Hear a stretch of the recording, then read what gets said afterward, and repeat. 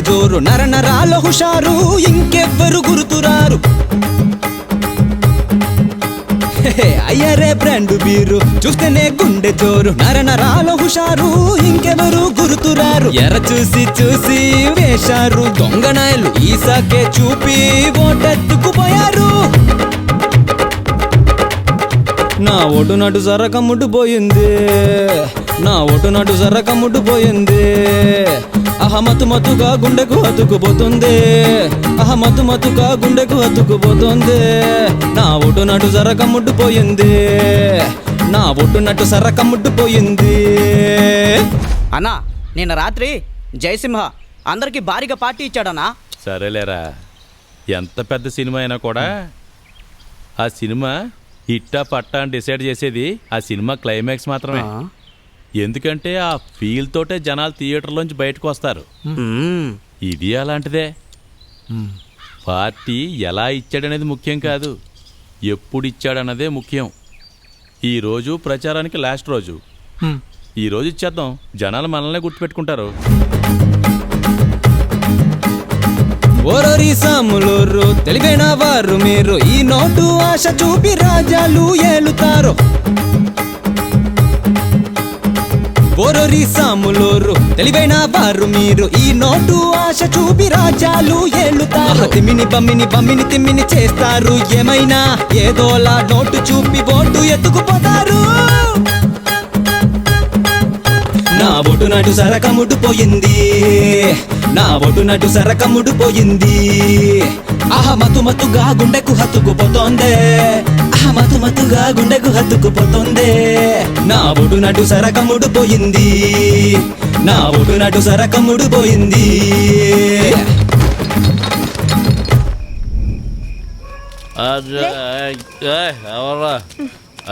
లేవయ్యా ఏంటత్తా ఇది? ఏం చెయ్యాలయ్యా ఈ తాగుబోతోడితోటి ఏళ్ల తరబడి ఎగుతున్నాను నాకు అలవాటైపోయిందిలే. అది కాదత్తా, ఇలా మందుకు నోటుకు ఓటు అమ్ముకోవడం కరెక్ట్ కాదు కదా. ఇది కరెక్టా కాదా అన్నది మాకు తెలియదయ్యా. అయినా మాకు చెప్పడం కాదయ్యా, ఆపగలిగితే ఇచ్చేవాళ్ళ నాపు. లేవయ్యా లే పద. అదే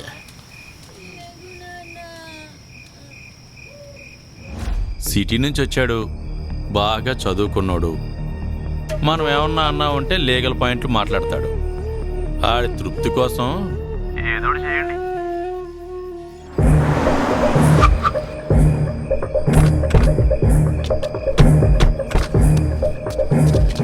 మీరేళ్ళు ఎంక్వైరీ చేయండి. మిటలు మీరిద్దరు అటేలండి, ఒకళ్ళు నాతో రండి. ఏమా పార్టీ వాళ్ళు మీకు ఏమైనా డబ్బులు ఇచ్చారా? ఆ రవీంద్ర గారి దగ్గర ఓటుకు డబ్బులు తీసుకున్నారంట కదా మీరు? తీసుకున్నారా మీరు? పార్టీ నాయకులు వచ్చారు కదా, డబ్బులు ఇచ్చారంట కదా, తీసుకున్నారా? మరి డబ్బులు పంచారని కంప్లైంట్ వచ్చింది. మీరేమైనా తీసుకున్నారా? తీసుకోలేదా? ఓటు వేయడం కోసం మీకు ఎవరైనా డబ్బులు ఇచ్చారా? ఇవ్వలేదా? మరి కంప్లైంట్ వచ్చింది ఏంటి సార్? మా ఇంటికి వచ్చారు. మీ ఇంట్లో వాళ్ళు ఓటు వేయడానికి డబ్బులు తీసుకున్నారని కంప్లైంట్ వచ్చింది. కంప్లైంట్ ఎవరు ఇచ్చారు సార్? అభి ఇచ్చాడు.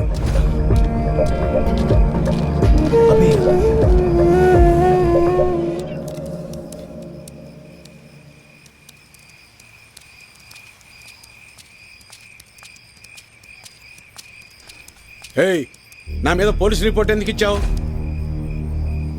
ఓటు అమ్ముకుంటున్నావు, అది తప్పు కదా, అందుకే కంప్లైంట్ ఇచ్చాను.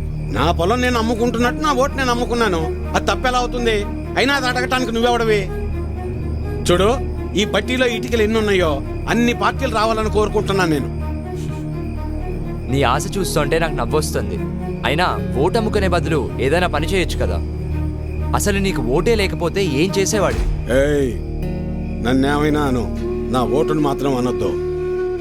నా ఆత్మ ఓటు, నా ఊపిరి ఓటు.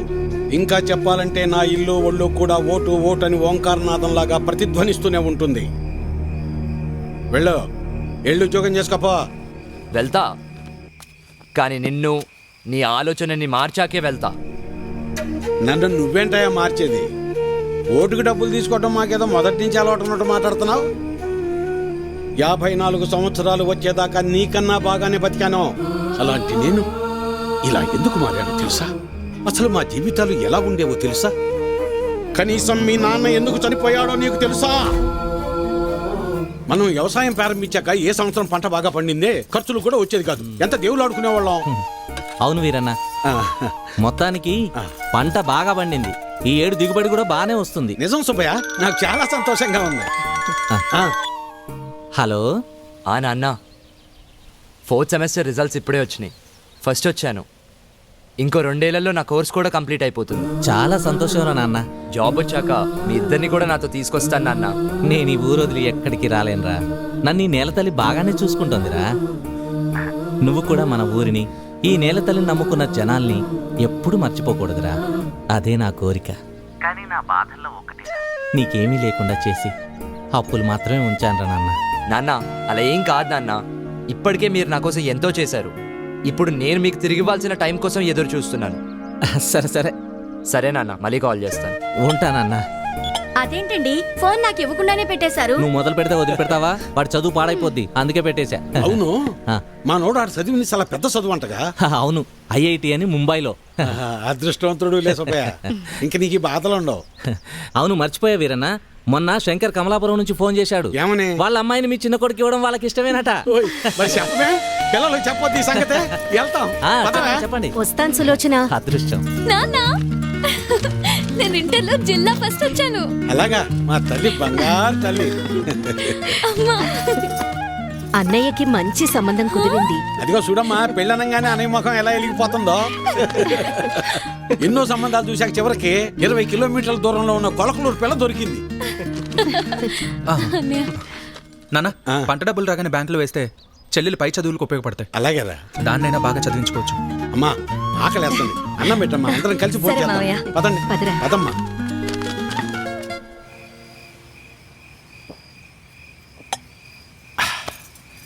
ఇవాళ నాకు చాలా సంతోషంగా ఉంది. పంట బాగా పండింది, మన అప్పులన్నీ తీరిపోతాయి. ఇకపై మన బతుకులు కూడా మారిపోతాయి. ఇన్నాళ్ళు చిన్నాడి గురించే నాకు అది దిగులుగా ఉండేది. ఇప్పుడు ఆడిపెళ్లి కూడా కుదిరింది. మన అమ్మాయిని బాగా చదివించి కలెక్టర్ని చెయ్యాలి. ఆ తర్వాత మన బతుకంతా సంతోషమే. నీ పేరు మల్లాది వీరన్న కాదు, మాటల వీరన్న అని పెట్టాల్సింది. ఇంకేమన్నా పెట్టద్దు. సర్లే పద. పద. మబ్బట్నట్టుందయ్యా. మబ్బులేదేం లేదులేరా.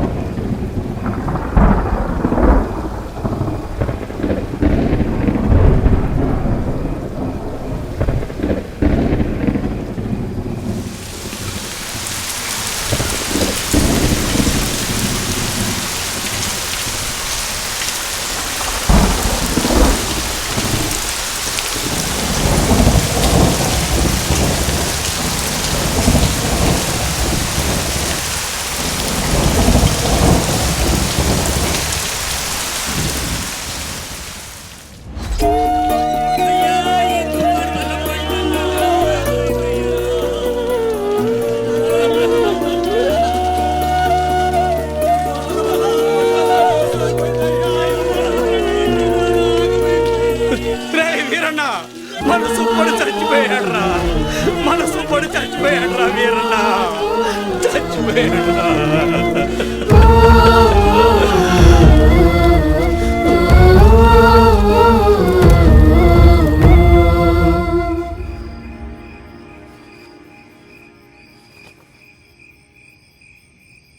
ఆ రాత్రి ముసిరిన మబ్బు ఆకాశాన్నే కాదు, మా జీవితాల్ని కూడా కమ్మేసింది.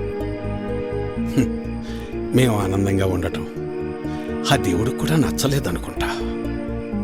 అందుకే ఆ రాత్రితో మా జీవితాల్నే తలకిందులు చేసేశాడు. ఏనన్నా డబ్బులు ఎప్పుడు ఇస్తావు? ఎన్నాళ్ళ ఇది ఇచ్చి మాట్లాడేది? ఏరన్నా, డబ్బులు ఎప్పుడు ఇస్తావు? నువ్వు ఇల్లు అమ్ముతావో ఏం అమ్ముకుంటావు నాకు అనవసరం. డబ్బులు ఏర్పాటు చేసి ఉంచు. ఏ వీరన్నా, డబ్బులు ఎప్పుడు ఇస్తావు? ఎన్నాళ్ళు ఆగాలి? మా నాన్న ఇంటికాడ తప్పేస్తున్నాడు. ఎలా అయినా డబ్బులు తీసుకురమ్మన్నాడు. సాయంత్రం వస్తాను, డబ్బులు సరిపెట్టు. ఏ వీరన్నా, ఎంతకాలం మీద డబ్బులు తీసుకొని? నీకు నీ పద్ధతేనా? రోజు నీ ఇంటి చుట్టూ తిరుగుతూనే ఉండాలా? ఇదేనా మర్యాద? నువ్వేం చేస్తావో నాకు తెలియదు. ఏదో విధంగా డబ్బులు సర్దు.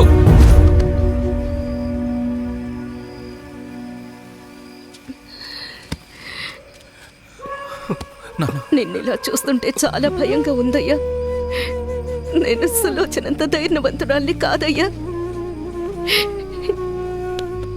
నీకేమన్నావైతే మేమంతా ఏమైపోతావయ్యా? ఒక్కసారి ఆలోచించయ్యా, ఒక్కసారి. నువ్వేం బాధపడకు నాన్న, నీకు నేనున్నానుగా. ఒక తండ్రిగా మమ్మల్ని పెంచడానికి నువ్వెంత కష్టపడుతున్నావు, ఒక రైతుగా నీ పంట పొలాల్ని పండించడానికి కూడా ప్రతిసారి నువ్వు అంతకంటే ఎక్కువ కష్టపడుతున్నావు నాకు తెలుసు. కానీ ఈసారి కొంచెం నష్టం ఎక్కువే జరిగింది, అంతేగాని మన జీవితాలు ఏమైపోలేదు నాన్న, ఏమైపోలేదు. అవును నాన్న, నేను ఇంటర్ వరకు చదివాను. ఏదో ఒక చిన్న జాబ్ దొరుకుతుందిలే. నాన్న, నాకు పెళ్లి కాకపోతే ప్రపంచమే ఆగిపోదు నాన్న. నాకు పెళ్ళే వద్దు, అసలు పెళ్ళే వద్దు నాన్న. ఈసారి ఎక్కువ పంట పండిద్దామని ఉన్న డబ్బే కాక ఊళ్ళో అప్పులు తెచ్చి అంత పంట మీదే పెట్టేశాను. ఇప్పుడు మీకంటూ ఏమీ లేదు. నన్ను క్షమించండి, క్షమించండి. అదేంటి నాన్న అలా అంటావు? మాకు ఏ డబ్బు వద్దు, మాకు నువ్వున్నావు, మాకు నువ్వున్నావు, అదే చాలు నాన్న, అదే చాలు. అవునయ్యా, అవును మావయ్య.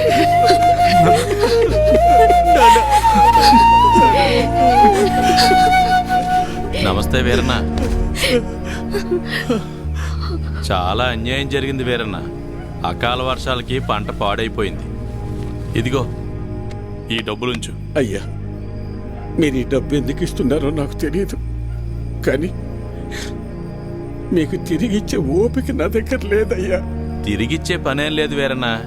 మీ ఇంట్లో 6 ఓట్లు ఉన్నాయి కదా, వచ్చే ఎలక్షన్లో 6 ఓట్లు మాకే అయ్యండి. రే ఇవ్వరా, ఇవ్వు. తీసుకో వీరన్న.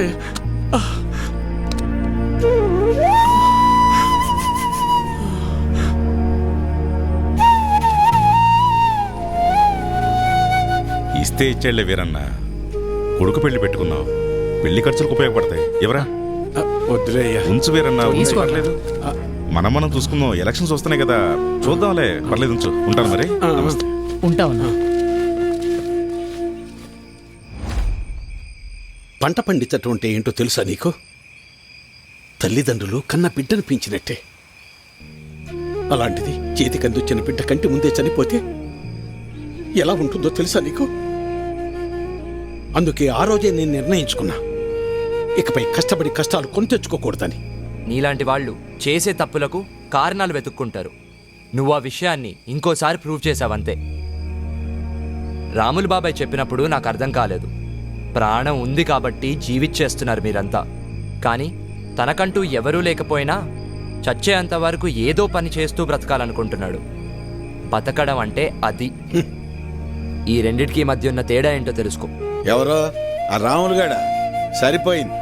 సరే, నువ్వు అడుగుతున్నట్టు నేను మళ్ళీ కష్టపడి పొలంలో పంట పండిస్తా.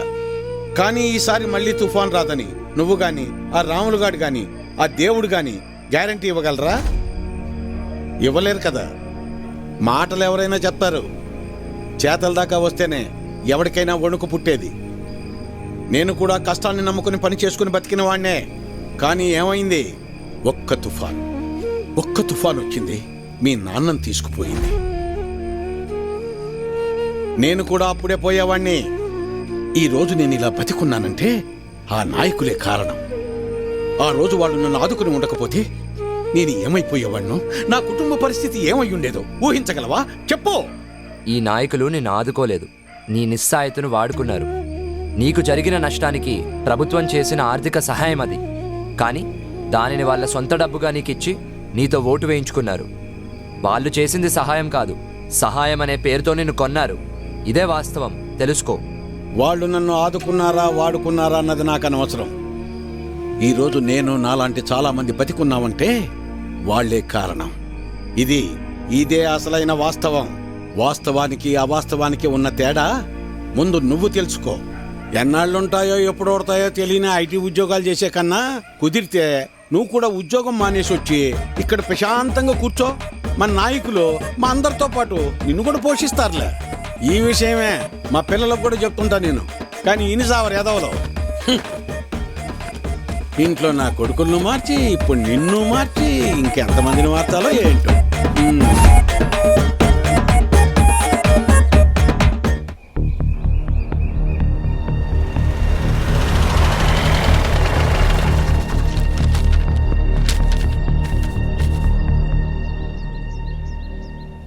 బ్రేకింగ్ న్యూస్ చూస్తున్నాం. సీతారామపురంలో ఓటుకు నోటు పంచుతున్నారంటూ కంప్లైంట్స్ రావడంతో ప్రస్తుతానికి అక్కడ ఎన్నికలు వాయిదా పడ్డాయి. ఇదిలా ఉంటే సీతారామపురంలో ఎన్నికల ప్రచారంలో ఇరు పార్టీలు జనాలకు ఓటుకు నోటు పంచుతున్నారని కంప్లైంట్ రావడంతో అక్కడి ఎన్నికలు ప్రస్తుతానికి వాయిదా పడ్డాయి. నిజ నిజాలు తెలుసుకోవాలని ఎన్నికల కమిషన్ అధికారి సంబంధిత జిల్లా కలెక్టర్ కు ఆదేశాలు జారీ చేశారు. గత 15 ఏళ్లుగా మనమే కదా గెలుస్తున్నాం. మనకన్నా డబ్బులు పంచి పెడుతున్నామని ఎవడో కంప్లైంట్ ఇచ్చాడనా, అందుకోసం ఎన్నికలు ఆపేశారనా, టీవీలో చూపిస్తున్నారనా. అరే అసలు నువ్వేం చేసావో నీకు తెలుస్తుందా? ఊర్లో జనాల మీద కంప్లైంట్ ఇవ్వడం ఏంట్రా? అయినా ఓట్ల కోసం డబ్బులు తీసుకోవడం ఇదేమన్నా కొత్త విషయమా? మన ఊర్లో మాత్రమే జరుగుతుంది అనుకుంటున్నావా? దేశం మొత్తం ఇలానేరా జరుగుతుంది. మారాలరా, అందుకనే ఇలా చేశాను. ఏంటి? ఈ మార్పు దేశం మొత్తం రావాలి. దానికి మన ఊరే తొలి అడుగవ్వాలి. ఏం మాట్లాడుతున్నావురా? అవును, ఏ మార్పైనా ఒక్క అడుగుతోనే మొదలవుతుంది. నేను వేసే ఈ అడిగే అది. అది కాదురా. ఓకేరా, బాయ్.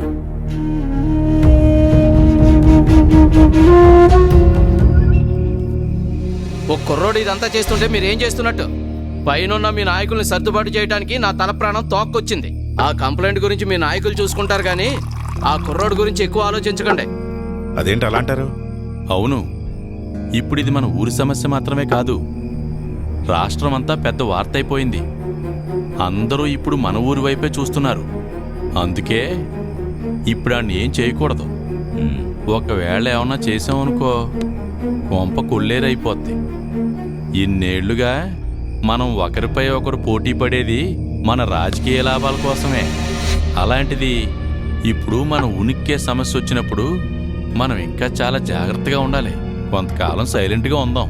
ఎలాగా 10-15 రోజుల్లో ఎలక్షన్ నోటిఫికేషన్ వస్తుంది. ఆ తర్వాత చూద్దాం వాడి సంగతి. కానీ సమస్యల్లో ఒకటే, ఇప్పటికే ఎన్నికల్లో మనం చాలా డబ్బులు ఖర్చు పెట్టేశాం. తిరిగి అడిగితే జనాలు ఎగిరితంతారు.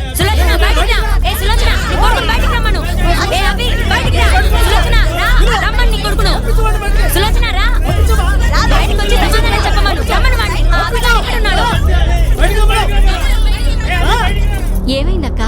అక్క తొక్క అని నువ్వు నీ కొడుకు మా కొంపలు ముంచారు కదే. ముందు వాడిని బయటికి రమ్మను. అభి, ఏమైందమ్మా? ఏరా, చాలా సంవత్సరాల తర్వాత ఊరొచ్చావు. తండ్రి లేని బిడ్డవని మేం కూడా జాలి చూపిస్తే మా కొంపలే ముంచుతావా? అసలు ఏమైంది బాబాయ్? తప్పుకోండి. సిటీలో లక్షలు సంపాదిస్తున్నావు, పొగరెక్కువైందిరా నీకు. చాలా కాలం తర్వాత ఊరొచ్చావు, మూసుకుని నీ పన్ను చేసుకోకుండా మాతో నీకేంట్రా పని? ఇప్పుడు చెప్తున్నా, మేం తీసుకున్న డబ్బులు తిరిగి కట్టవలసి వస్తే నయా పైసాతో సహా నువ్వు కట్టి ఇక్కడి నుంచి కదలాలి. లేదంటే నా చేతిలో చస్తావు. అర్థమైందా? పదండి పదండి పదండి. నువ్వు మావాడు అనుకున్నాం కదరా, మమ్మల్ని ఇంత మోసం చేస్తావు అనుకోలేదు. అసలు ఎందుకు వచ్చావు ఈ ఊరికి? నువ్వు ఈ ఊరు వదిలి వెళ్ళిపో. పదండ్రా, వీడితో మనకెందుకు? ఊరంతా కంపు కంపు చేసి పడేశాడు. రండి వెళ్తాం, రండి.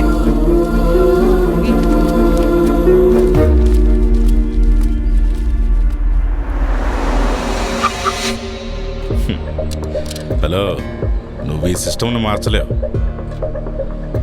ఈ సిస్టమ్ ఇలాగే పనిచేస్తుంది.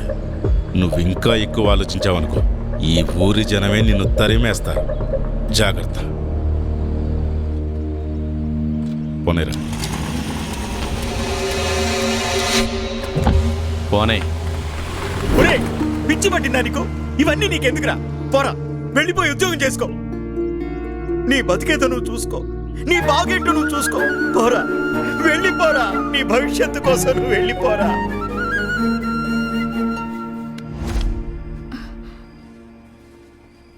నాన్న, అభి ఏమైంది? నేనేమన్నా తప్పు చేశానా అమ్మా? నా వల్ల నీకు అనవసరంగా ఊర్లో వాళ్ళందరితో గొడవలు.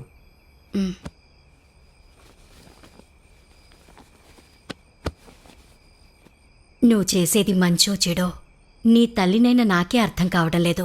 అలాంటిది ఊళ్ళో వాళ్ళందరికీ ఎలా అర్థమవుతుందనుకున్నావురా? ఆ రోజు తుఫానొచ్చి మా పంట పొలాలను మా బతుకుల్ని ముంచేసినప్పుడు ఈ నాయకులు డబ్బులివ్వడాన్ని సహాయమని మేమనుకున్నాం, కాదు స్వార్థమని నువ్వంటున్నావు. ఆ రెండింటికీ తేడా తెలిసేంత జ్ఞానం మాకు లేదురా. ఎవరైనా చెప్తే తెలుసుకునేవాళ్లమేమో, కానీ అలాంటి తెలివైన వాళ్ళు బాగా చదివి తమ జీవితం కోసం సంపాదన కోసం దేశ దేశాలు దాటుతున్నారు. ఇక మా బతుకులు ఇలానే ఉంటాయి కదరా. ఎక్కువ మాట్లాడానేమో, క్షమించు నాన్నా.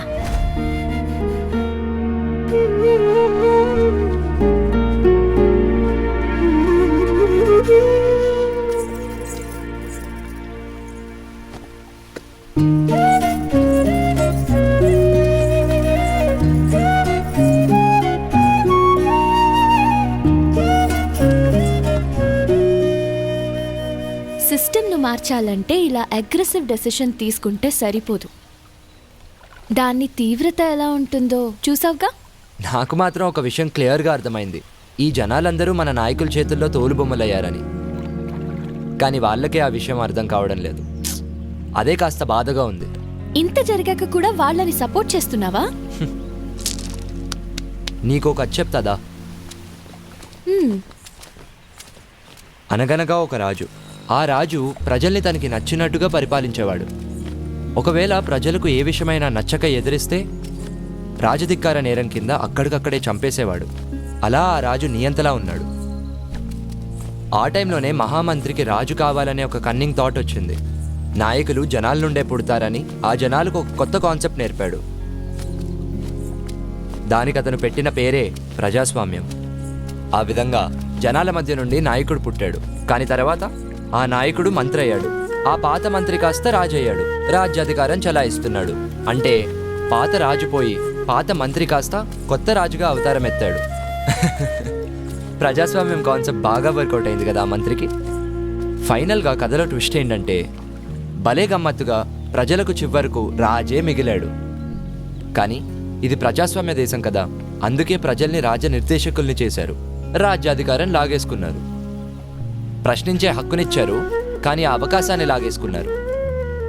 ఆ తర్వాత ఈ ప్రజల్ని చైతన్యవంతుల్ని చేద్దామని ఎంతోమంది ప్రయత్నించారు.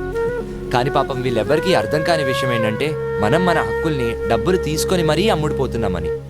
నువ్వు అన్నది కరెక్టే, కానీ నాకు ఈ ప్రజాస్వామ్యంపై చాలా నమ్మకం ఉంది. ఎందుకంటే ఈ ప్రజాస్వామ్యమే నాకు గొప్ప అవకాశాన్ని ఇచ్చింది. అదే నోటా. ఫర్ యువర్ కైండ్ ఇన్ఫర్మేషన్, ఆ ఆప్షన్ నీకు కూడా ఉంది. మార్పు కోరుకునే మనలాంటి వాళ్ళు ఈ వెపన్ యూజ్ చేసుకుంటే సరిపోతుంది.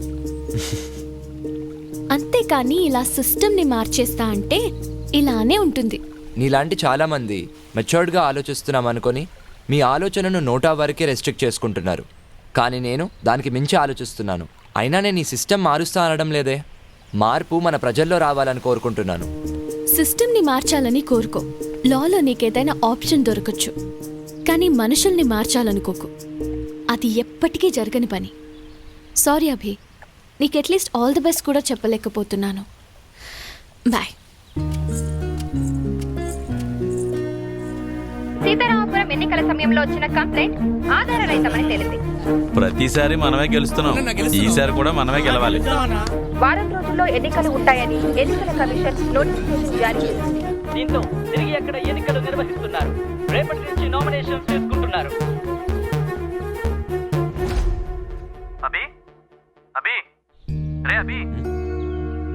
రేయ్, సారీరా, ఏదో ఆలోచనలో ఉన్నాను. మళ్ళీ కాల్ చేస్తాను.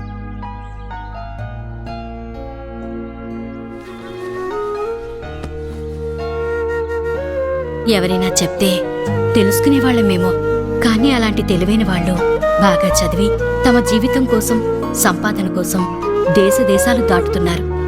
ఇక మా బతుకులు ఇలానే ఉంటాయి కదరా.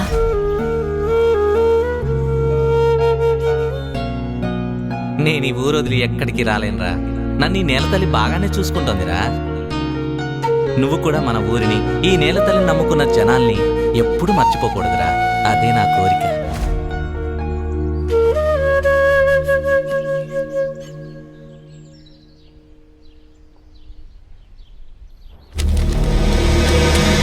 All the best. All the best.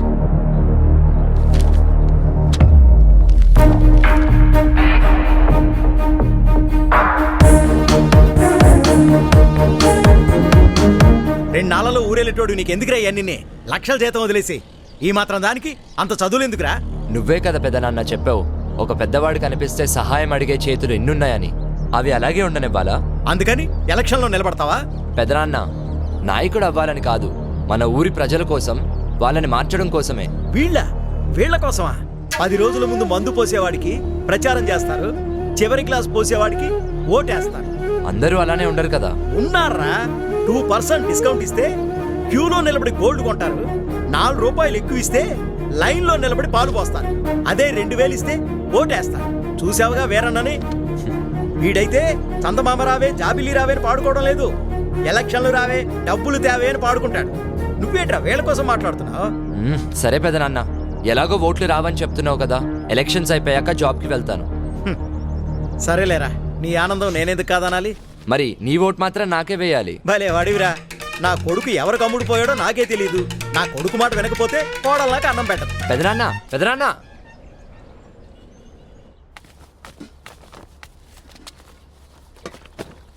ఏమే లక్ష్మి, విన్నావా?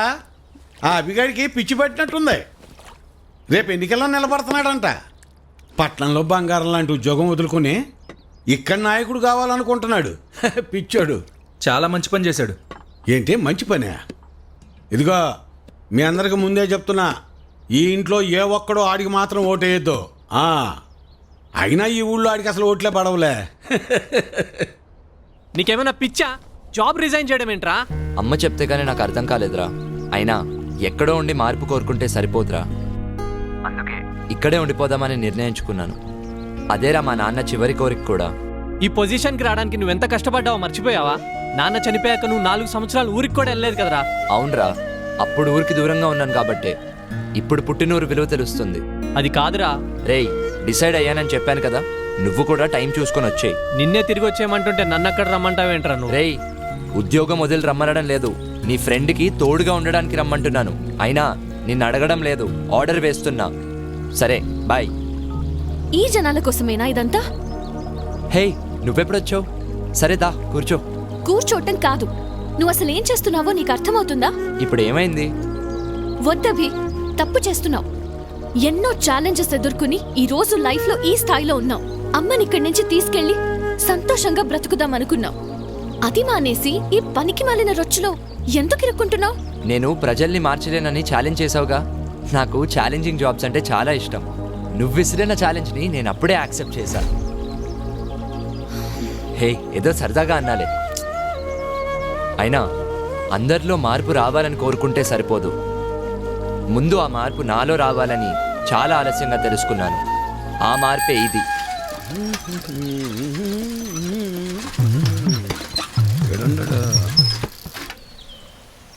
అభినవ్, నువ్వు ఎలాగో నుంచి వెళ్ళవుగానే నీ జెండా కూడా నాకు ఇవ్వు, నా భుజం మీద వేసుకుంటాను. మేత మోపులంటే మోయటం కష్టంగానే, జెండాలకే ఎన్నైనా మోస్తాం, ఎన్ని డబ్బులైనా తీసుకుంటాం. నువ్వెంత ప్రయత్నించినా నీకు ఒక్కోటి కూడా పడదన్నది ఎంత నిజమో, నా జీవితంలో నేను మళ్ళీ వ్యవసాయం చేయనన్నది కూడా అంతే నిజం. తెలివైనడువే, తిక్క తిక్క పనులు చేయమాక. పో పట్నం పో. వాడు ముందే సిటీలో బాగా సంపాదిస్తున్నాడు. ఆ లక్షలు ఇక్కడ ఖర్చు పెడతాడేమో. ఎట్టి పరిస్థితుల్లోనూ వాడిని గెలవలేకపోతాం. అన్నా చిన్న చూడు, నువ్వేం చేస్తావో నాకు తెలియదు. ఈసారి మాత్రం ఖచ్చితంగా మనమే గెలవాలి. అవసరమైతే ఒక్కొక్కళ్ళకి 1000 ఎక్స్ట్రా అయినా ఇవ్వండి, మనమే గెలవాలి.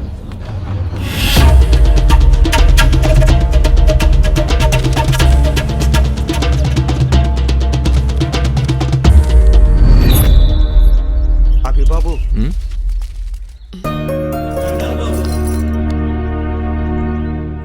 నిన్ను అనరాని మాటలు అన్నా. మా తప్పుని క్షమించు బాబు. అవును బాబు, మా తప్పుల్ని క్షమించు బాబు. సులోచన, నీ కొడుకు మా పాలిటి దేవుడు. ఆ విషయం మేము తెలుసుకోలేకపోయాం. నిన్ను కూడా నానా మాటలు అన్నాం. మమ్మల్ని క్షమించు.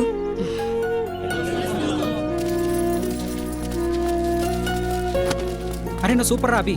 నీ స్కెచ్ గురించి తెలియక నిన్న మాట్లాడినాం. సారీ రా. ఈ ఎలక్షన్ మాకు డబ్బులు దమ్మక అనమాట. సరే మామ, అయితే సాయంత్రం గ్రౌండ్కి వచ్చాయి ఆడుకుందాం. బాయ్ బాయ్ రా.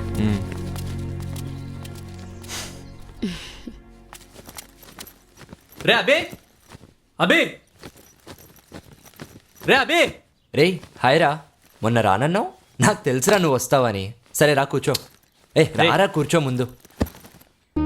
అరే నేను ఇప్పుడు కూడా ఇక్కడికి వచ్చింది నీకు ఓటేయడానికో లేకపోతే నీ ఎలక్షన్ క్యాంపెయిన్లో సపోర్ట్ చేయడానికో కాదురా. నిన్ను ఇక్కడ నుండి తీసుకెళ్ళడానికి వచ్చా. నువ్వు మూసుకుని నాతో రా. అనిల్ బాగున్నావా? అత్త బావునా అత్త? నువ్వైనా చెప్పత్తా. నాలాంటోళ్ళు 10 ఏళ్ళు కష్టపడితే గానీ వాడి స్థాయికి వెళ్ళలేం. అలాంటిది ఆ జాబ్ మానేసి ఇక్కడ పాలిటిక్స్ గిల్టిక్స్ అని తిరుగుతున్నాడు. అమ్మా వాడు అలానే అంటాడు కానీ నువ్వేం పట్టించుకోకు.